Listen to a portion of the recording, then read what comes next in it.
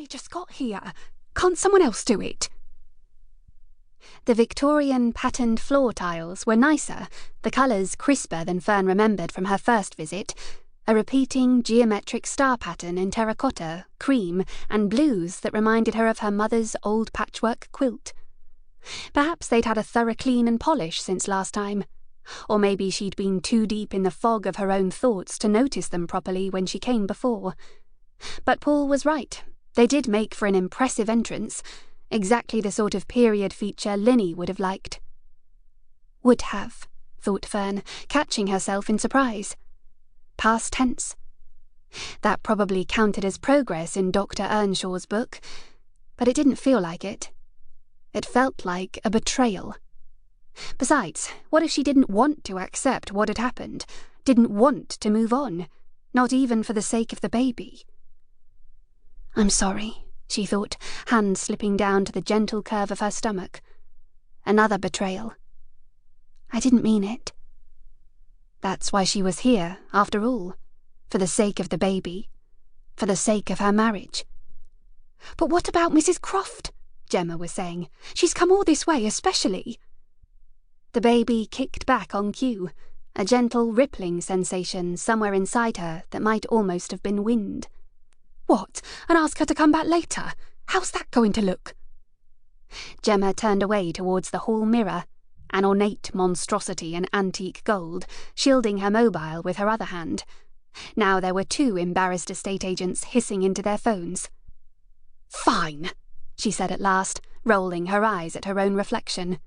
"I'll be there as soon as I can, though the traffic was pretty snarled up coming out." She jabbed at the screen with a manicured finger and swung around again, sighing. "I'm ever so sorry, Mrs. Croft, but we're going to have to reschedule the viewing for another time." "I can show you round if you'd like," the woman told Fern. "Seeing as I'm here." Gemma sighed again. "Thank you, Mrs. Rochester. You're a lifesaver. As you know, Thompson and Harvey guarantee agent-accompanied viewings at all times, but—" "Really, it's fine," said the woman. The tiniest of smiles flickered across her mouth and was gone again. "We'll manage without you." Gemma was already slipping her feet back into the high-heeled shoes she'd shed on the way in. "If that's all right with you, Mrs. Croft?" Of course. What difference did it make who showed her round?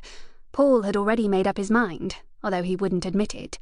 "Please, Fern, another look. That's all I'm asking. I've got a feeling about this one. We could be happy there. I know we could." A new house, a new start. That was the answer to all their problems, apparently. Somewhere away from all the painful memories. Away from Linny, more like. That's what he really meant. "Yes," Fern said out loud. "That would be lovely. Thank you." "And if you have any further questions, don't hesitate to—" The estate agent was already halfway out the door as she was saying it, before anyone could change their mind. The rest of the sentence disappeared with her as the latch clicked back into place, stopping the sudden draft in its tracks. "So," said the woman with a smile, her face angled towards the mirror.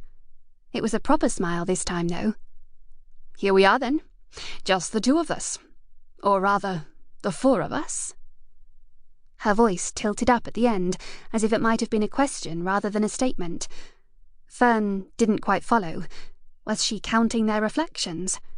Her own mirrored smile looked forced and out of place, as if it would rather be somewhere else.